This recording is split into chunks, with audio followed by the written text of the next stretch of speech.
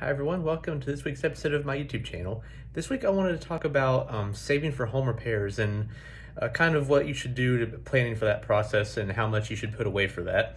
So most real estate experts, insiders will suggest that you save anywhere from 1 to 2% per year of the sales price of your house.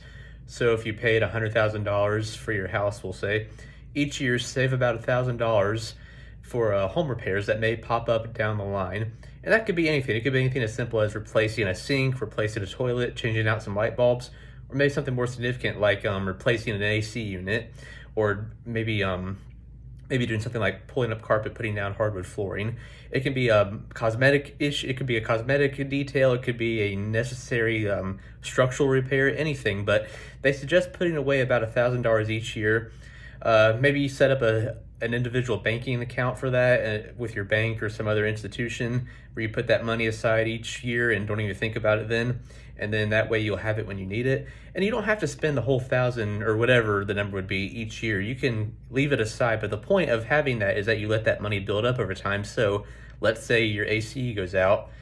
It's a significant cost, right? And if you want to avoid going into debt or making another monthly payment on top of everything else that we have right now, you can have that money sitting there waiting for you that you can then use to address any home repairs. So it's something I always recommend, especially to first-time home buyers.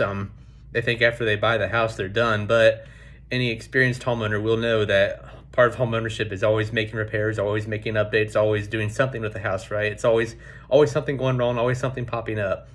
So I recommend that you set some money aside in a savings account, separate from your everyday checking, separate from your maybe life savings or retirement savings, just another account that you can open up somewhere. Just go to your bank and see what options you have and open up a separate account and to have that money set aside each year that you can then draw from whenever a housing issue pops up. And that way it won't screw up your budget.